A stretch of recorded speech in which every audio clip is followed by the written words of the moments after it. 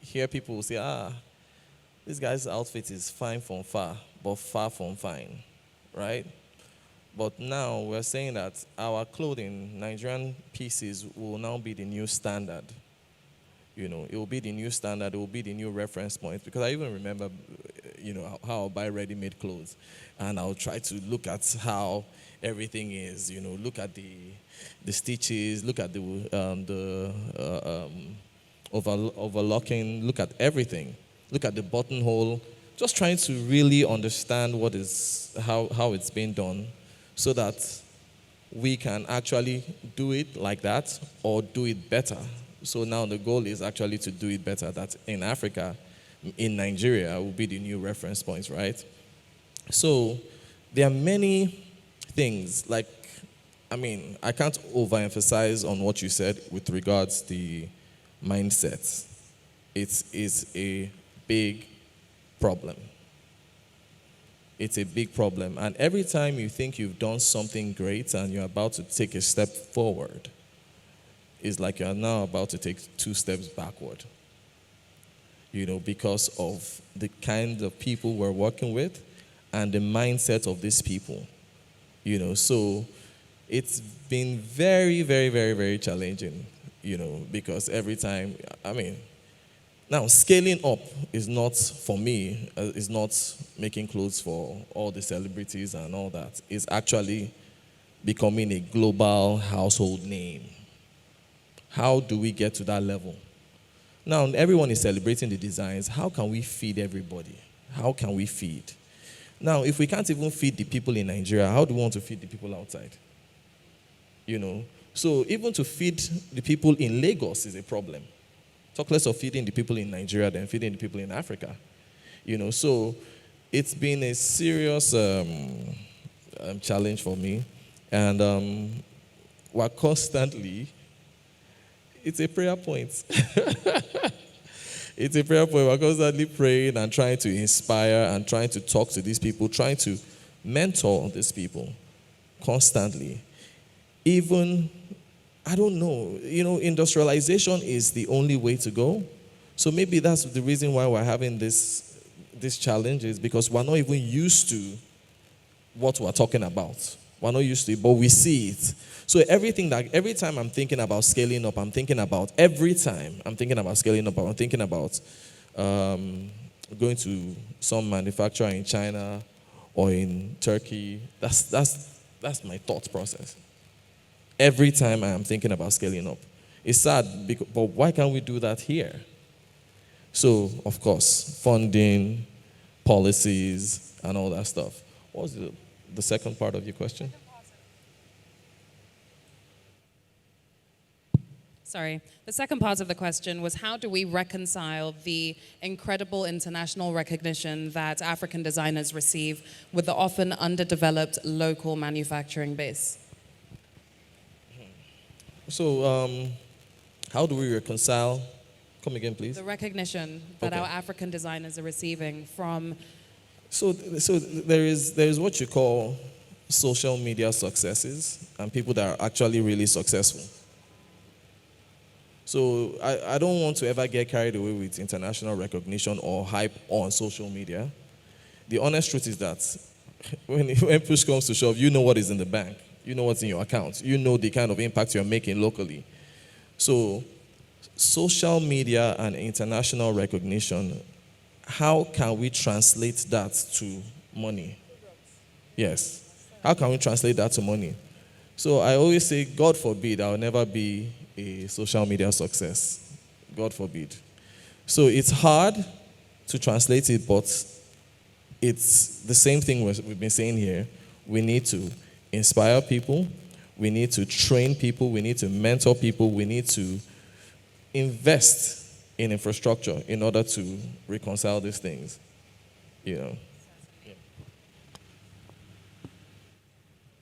My mic keeps going off. I'm not too sure why. But certainly, I actually had a follow-up question for you, but I've been told to speak.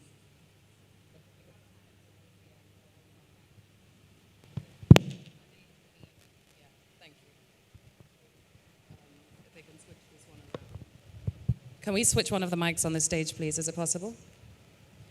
Thank you so much. Mrs. Abiru, let me come to you now.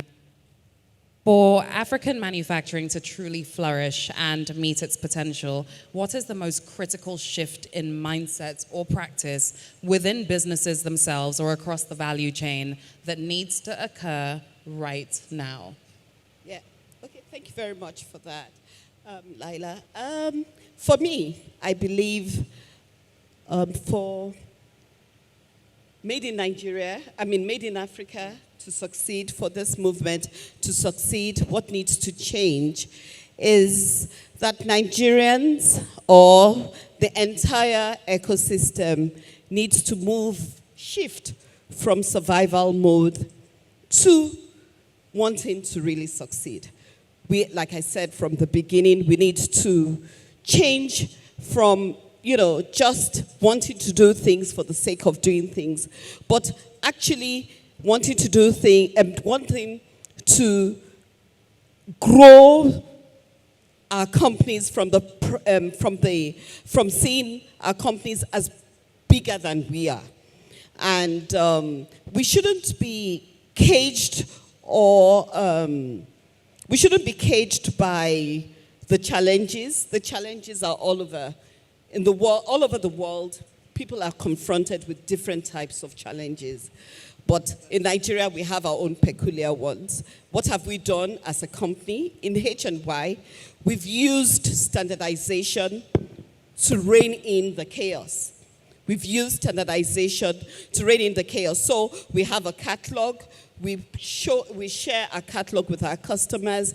And by having a catalog, it has also helped us to plan and to control the chaos. So we know the energy that is required to produce. We have an idea of what our clients need before the need comes, and we stock up. So that has helped us to be able to control the chaos that exists. The chaos will be there. Every business all over the world will have one chaos or the other to contend with. But you as a business person, you have to use your structure to rein in the chaos. And so I think for things to change completely, I think there needs to be a shift in the way we do things and the way we approach things. And we have to, like Salewa said, the movement has started. Everybody is consuming Made in Nigeria. We're all proudly consuming Made in Nigeria. Even the way it is now, whether you like it or not, you have to consume Made in Nigeria, because it's like people don't even have a choice anymore. Importation is no longer an option. In the past, that was the option. That was the preferred option. But now, we don't have a choice but to grow our own. And so what we have as a responsibility as a business owner is to see how we can deliver value to our clients, to our customers, so that when people buy Made in Nigeria, they're happy and satisfied with it, and not buying Made in Nigeria because they don't have a choice. So if I'm trying to build my furniture, for example, I must make sure my furniture is exceptional. It meets and surpasses international standard. I have looked around the fair. I saw Femi O's bags. They are 100% international standard. Items from Ruff and Tumble, even way back then, they were up to international standard. My furniture, I've standardized, I've controlled my manufacturing to an extent that, and I've invested in machinery, the best in class that I can afford. So that way, I'm able to deliver value to my customers. So I think we as business owners, we have to focus on value, giving out value to our customers, and then the demand will rise. Like you, the same happened. This is even way back, from about a couple of years back. When I travel now, I hardly buy, what I'm wearing is 100% made in Nigeria. It's made in Nigeria, it's up to international standard, it's well made, it's well, it looks well, and it's comfortable for me. So that's the way we have to think about we have to, business owners and manufacturers have to think about how to deliver excellent value. Our products must be standardized to international standards. The dimensions are clear. Like I say to some of my clients, to my staff this time around, because sometimes they believe the only way you can produce is by going to the customer's place to take the measurement, to do this, to do that. Customization is not sustainable. You have to standardize your product so that they fit so many people. And I'll ask him, I'll say, this shirt you're wearing, you went to the market to buy. Did somebody take your measurement? No. So if nobody took your measurement to buy, so why can't you produce something why can't you produce a product that can work for so many people? You know, so standardization is the way for things to change. And I'll give a quick example, and that is what is being done worldwide. For example, look at IKEA. IKEA, they produce in models. IKEA, there's a particular bookshelf. One of their most popular products is a bookshelf. And they've sold this bookshelf, they've sold millions of this bookshelf. Why? Because for me, it's a bookshelf. For somebody else in the office, it's a storage unit. For a school, it's a shelving unit. In the hospitals, so you produce products that are multifunctional, that can be used in so many places. So I remember during the COVID period, Mrs. Ogunlesi was able to quickly change her factory to producing face mask. So you see, so some of the investments we've made, the products we have, let's see how they can, be multifunctional, and so. I think I had 2 of those masks, actually. I just remembered now as you said it. Sorry. I think so, yeah. But just a quick one on what you said about controlling the chaos. Yeah. It's the right mindset to have, but obviously there's a toll that has been taken over the years based on these issues that we've discussed today. As a business owner, are there times where you felt like just giving up completely? Oh, yes. Oh, absolutely. There are times when I've gone to my husband in tears and I'm like, please, how do I get out of this? Because sometimes you feel like you're in bondage. There are times when you feel like it.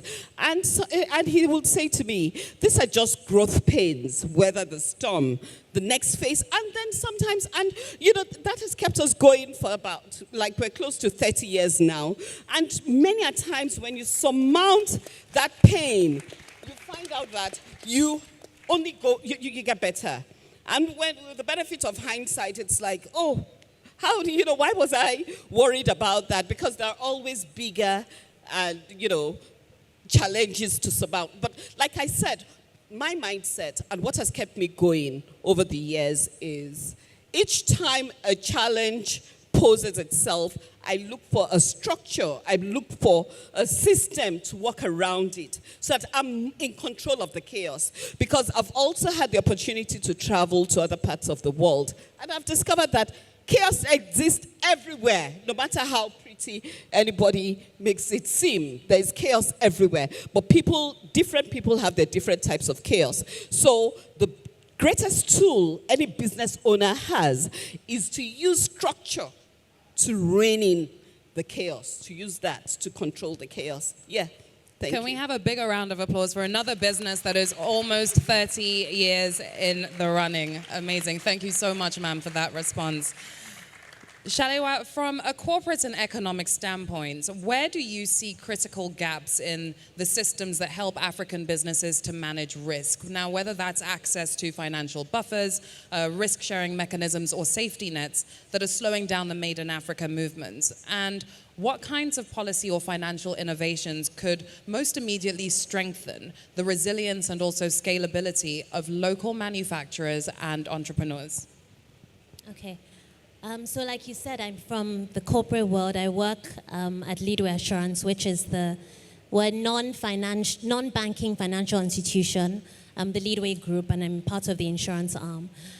For us, and I suppose for everyone here, MSMEs are such an integral part of the economy.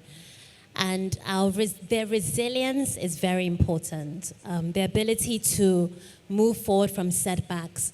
And so for me, one of the major hindrances I can think of is lack of formal risk protection. Now, what do I mean by that? So, every entrepreneur or MSME is exposed to unforeseen risks, unforeseen events consistently, whether it be fires or thefts or supply chain delays or maybe accidents or illnesses to key personnel. And if you haven't thought about how your business responds to risk, then it typically means that although these setbacks are not particular to us in Nigeria, if you don't have formal risk protection or you haven't embedded that culture, it then means that your working capital or maybe even your scalable capital is tied up trying to recover from these events. And so just for example, I remember recently I was at an event and there was a guy that had a drone. He was flying a drone. That was his business. He was making a video. And at some point he looked very worried. He looked up and I think the drone had gone into a tree. And so I looked up to him and I said, thankfully it was fine, it came back down. But then I said to him, if anything happens to this drone, which is essentially your livelihood, do you have a backup option? And his response is no. And that doesn't mean you physically have to have another drone, but how have you thought about that risk and maybe transferring it via insurance so that in the event that that drone has an accident and you're not able to go to the next event tomorrow, you have a backup plan. And so it's not necessarily saying, oh, go and buy each and every insurance policy that is available, but it's embedding that culture within your business right from when you start. Corporates are very good at doing that. They have the systems and the expertise to think of risk. MSMEs, and I'm not necessarily talking about our panelists here, but just MSMEs in general, need to embed that culture of thinking of risk. So what are my risks? How do I identify them? How do I assess them? Which ones do I want to transfer through, whether it's insurance or other financial instruments? So for me, I think that's and it's a low-hanging fruit. I don't necessarily think that there needs to be major innovations in bringing MSCs and risk protection together. It just has to be that mindset of saying, okay, I'm doing the creative side. On the business side of things, we live in a country, but also just in a world where there are just constantly unforeseen events that happen. How are we responding? How are we ensuring that we're not using the capital that we should be using for other things and to scale to then recover from these events? So I would say that in terms of policy, there's a lot of work also from the insurance companies' end to do in terms of education and awareness. It might be that the language and the structure of the policies available does not really connect to MSMEs, or it's not communicated in a way that it's attractive. But there's so much value, and it's just to say, you need to go about your business, spending your capital on what will allow you to grow, not what you have not thought could happen, and not relying on hope. Because we also have a culture where, we don't want to think of the bad things that can happen, and we just want to hope that they won't happen. But it's not a very business-savvy way to approach growth. So that's what I would say is probably one of the major hindrances that I can think of from an economic standpoint. Thank you. MSMEs, honestly, that is something that does need to be put at the forefront of your minds. How are you going to manage risk in the event that something unexpected happens to make sure that your business can still survive and thrive? Now, we could go on all day. I have so many questions for our brilliant panelists, but I know that we do have to round up this discussion soon. So we're going to come to questions from the audience. I'm just going to let you know how this is going to work so that nobody is disappointed. We're going to take 3 questions from the audience. Please make it a question and not a statement. I know sometimes the mic is given and people like to go on with a statement, but please make it a question to our panelists if you have one. And then after that, to round up, I think the Commissioner for Wealth Creation has a few words to say. So we'll go around, we'll take 3 questions, starting, I think we're somewhere at the back there. And to the person going around with the mic, also please remember that the Lagos State Employment Trust Fund want to respond to Mrs. Ogunlesi's earlier point. So who do we have going around with the microphone? Okay, there we go. Yes. Sorry, ma. There were some issues that were raised concerning policy. I don't know if I have the... My name is Igili Andrew, coming from the Nigerian Institute of Leather and Science Technology, the only government leather industry in Nigeria, and under the Federal Ministry of Science and Technology. This is my third edition of LLF, and I'm so pleased that it keeps on becoming bigger and bigger. I want to say that we have a policy in place since 2018, and we also have the implementation plan, and all of this was done in conjunction with all the stakeholders, both the private sector, the finance institutions, and what have you. And we have engaged all the relevant governors. We have engaged all the cognate ministers, both past and present, even the current serving ministers, on all of this. And the institute itself is meant to give out skills, is meant to build capacity. And so when I saw the topic we are dealing with, is made in Africa a movement or a mirage, I am able to say yes and no.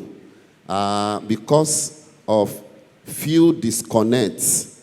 Sometimes you want to engage. This is my schedule. I am Director Policy and International Relations. Ask any successful leather business person in this hall. They will tell you. Before now, they said government is far away from us. But do you know, I try to engage, but it's like the disconnect keep on getting widening. I don't know why. Sorry, sir, what's the exact policy that you're saying the government has had in We place? have the national policy on leather and leather products in Nigeria since 2018. In fact, we are even thinking of reviewing it because of some emerging technology in leather and leather products. And so, what I'm saying, the gaps are we need all the stakeholders to come together more and more. We need to be more intentional in engaging. After we have the policy, we put on, which is unlike normal government business, we put on a steering committee, which was, this steering committee meet once every quarter. This steering committee made up of SON, NIPC, NEPC. When I say NIPC, I mean, I'm just trying to rush because of time. We have, of course, BOI. We have all the cognate ministry, raw materials, and all the other private sectors that we're actually working with us. Do you know that the steering committee was able to put in place an umbrella association called NAPAN? NAPAN is National Association of Leather and Leather Products in Nigeria, so that this umbrella association could coordinate all the small associations. If you go to Aba, we have what we call LEPMAS. You go to Kano, you have Lapan. We have, go to even Lagos here, we have Lagos Leather Association. We go to Edo State, we go to all the other places. Sir. So what I'm trying to say, in essence, is that we have gaps. And those gaps, we can address them. We need the youth to come on board. Okay. And the institute is there to give out skill, almost free. Okay, sir. I know what I'm saying. Thank you, sir. So thank you so much. Okay, thank you very much. Can we please take the mic over to the Lagos State Employment Trust Fund to respond to Mrs. Ogunlesi's question? Thank you very much. Somebody says to say hello to you, Judy Agbeja. Oh, say hi. All right, good morning, everyone. Or good afternoon, actually. So I'll keep it very brief. But if you permit me, Mrs. Ogunlesi actually spoke at our International Women's Day event. And you know when someone just pours into you with so much passion? And since I've met you again, I'm just thinking there's so much more that we, the young people, have to learn from you. So please, can we stand up and give her her flowers again? She said 30 years. Hello? How many of you were giving your flowers, ma? So yes, you deserve it. And thank you for owning that. You can sit down. So, to your question, Ma, in terms of creating jobs, I think that was a specific question around that. So, my response to that is very easy. I always say, sorry, Ma? Yes. Jobs, yes. So, my response to that is starting point is please, for everyone that's here, you need to realize that you're never alone. Somebody has gone ahead of you to do what it is you want to do. Whether it's in the manufacturing space, whether it's okay, whatever the case may be, you're not alone. And what we do at LSCTF is basically serve as that conduit to bring you, based on your expertise, train you, work with people to get you to master your craft, and then place you with an employer. And the whole idea is saying there's somebody out there that can appreciate what you're doing. There's somebody out there that can benefit from what you're doing, but you can also add value. So we have 5 interventions by which we do this. The first is we give access to finance. So if you're a startup person here and you're looking for an opportunity to scale your business, it's small money, but it's something, right? So from 50,000 naira to 5 million naira at single digits. So I should highlight that. So it's 9% maximum, so 0.75 per month. Who can agree with me that you can't get that anywhere else? So Lagos State government are doing something in that regard. The second one is capacity building, which Mrs. Ogunlesi spoke about. So we work with certain mentors, certain training centers in Lagos State, and we give you training for free. But at the end of the training, you actually get an assessment done, whether it's in a vocational skill or a technical skill, and then you get placed in a job. We work with the Ministry of Wealth Creation. My commissioner is right here, and we actually can place you there, and you get paid a stipend. But it doesn't stop there. The whole idea is whilst you're training and you get that certificate and you get that placement, it's important that you do your bit to retain that job. So we intervene by those in the employment sector, by those in the entrepreneurship sector, and then the tech sector as well. I don't know, is anyone here in tech at all?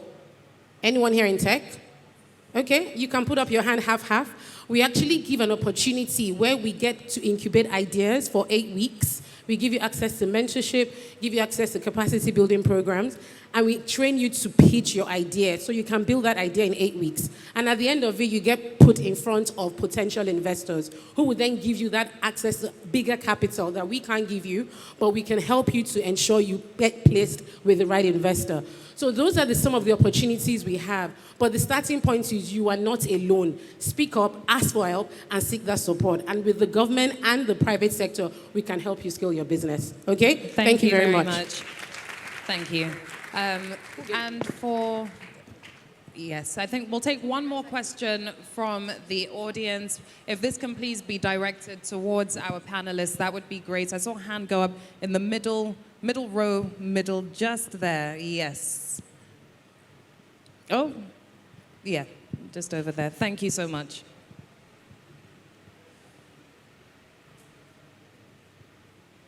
Good afternoon. This is Abdullahi Kende, Kenny Concept on Instagram. So, with the topic, I really appreciate it so much for treating it. And our mommy on pink, you really said a lot on it, and I picked something from it. So, Made in Africa, is it a movement or a mirage? I'll probably say it's a promising movement. Because my question, I'll put it in a scenario. Yeah, can you hear me, ma'am? I'll put it in a scenario. Now, for example, like now, I have a client that I make bags for, like leather bags. So when I make the bags for her, she sells it abroad. She's based in London. So when I make the bags for her, she used to tell me, like, Kenny, please don't put your logo or any label on it. I don't know why. I can't ask her why, because I don't question her. So when she wants to sell it there, she labeled the bag made in London. So I keep asking myself, is it that when he puts a label made in Africa, is it that it doesn't sell in London? Or because if she puts the label made in London, she sells like crazy and she keeps ordering. So my question now is it that when a bag is labeled made in Africa, is it that it doesn't sell outside the world or it doesn't sell? Okay, let me look at our able panelists. Who would like to answer that question? Mrs. Abiru? Okay, sorry, Ugo, you were about to go. Yeah. Okay. So on the contrary, made in Africa or made in Nigeria, can you hear me? Sells more. I mean, it's insane when you if you know how to actually position your brand, because everything that is made in Nigeria is made out of sweat and blood. It's not machinery. It's actually sweat and blood. So we are even supposed to command more value on our products than things that are done in China and any other thing. So you need to actually focus on how to position that brand, and also constantly perfect your craft. Your finishing has to be solid. Everything about your craft has to be better than what the Oyibo man will do. And you command more. Imagine your finishing is as that of the Italian people, right? And it was made in Nigeria. And the story behind it is actually sweat and blood, because it's not machinery, it's one. You're doing it one by one. You're sweating when you're doing it. Sometimes when you're sewing on that machine, you prick your hand, blood will come out. It's not a joke. It's a serious something. Thank you. Mrs. Abiru, let me come to you now. Proudly made in Nigeria is not going to given to anybody. It's not going to be given to us a la carte. We're going to earn it. That is it. Nobody has money to waste. So if you want to buy something, you must be sure that you're going to get value. So if we want made in Nigeria, made in Africa to become a movement, it's up to each and every one of us. We have to learn and understand how to do things properly. Well, that culture is what we need to imbibe. How do we do things well?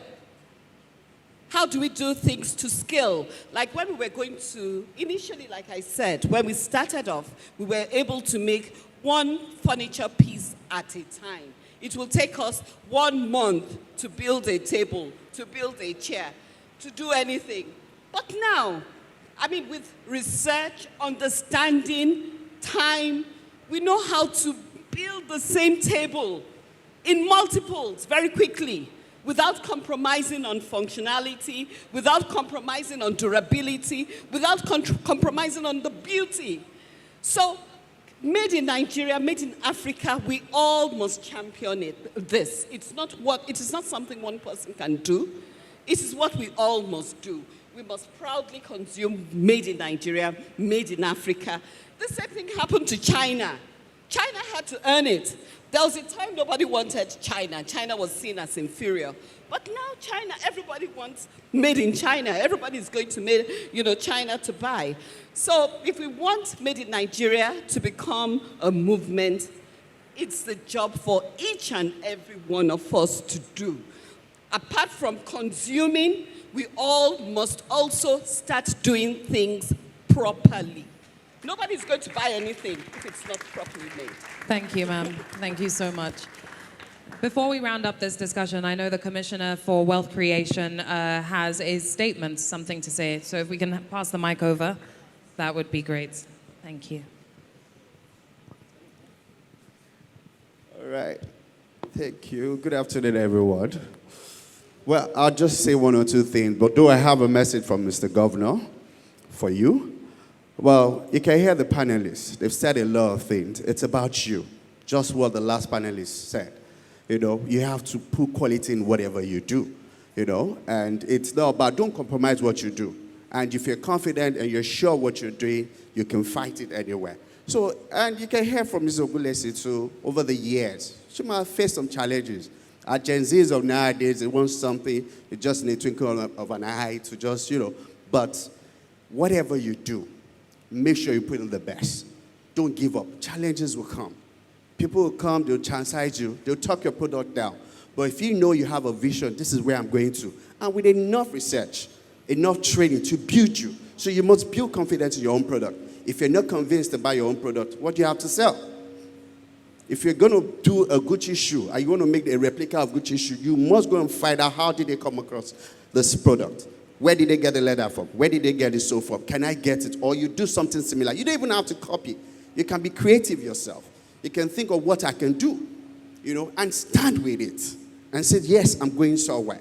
So I just have one advice to give to you. In whatever field you find yourself, whatever business you do, don't get tired. Just have it at the back of your mind that I'm going somewhere. And by the grace of God, you are achieving. Thank you very much. Thank you very much, sir. And thank you all for this incredibly honest and illuminating discussion. You've given us not just a clear picture of the challenges, but also a compelling vision of what Made in Africa is supposed to be and supposed to look like. The talent is here. The will is here, and we have everything that we need to succeed. It's just about getting the right things in place and making sure that things function as they should. To our audience, thank you so much for being a part of this crucial conversation today.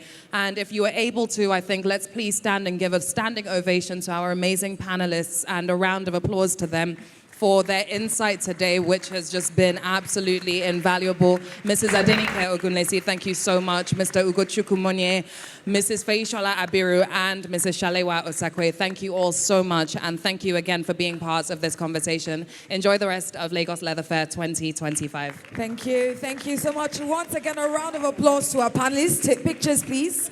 We'd like you to take pictures. Please, a bigger round of applause for them. That was phenomenal. Thank you so much.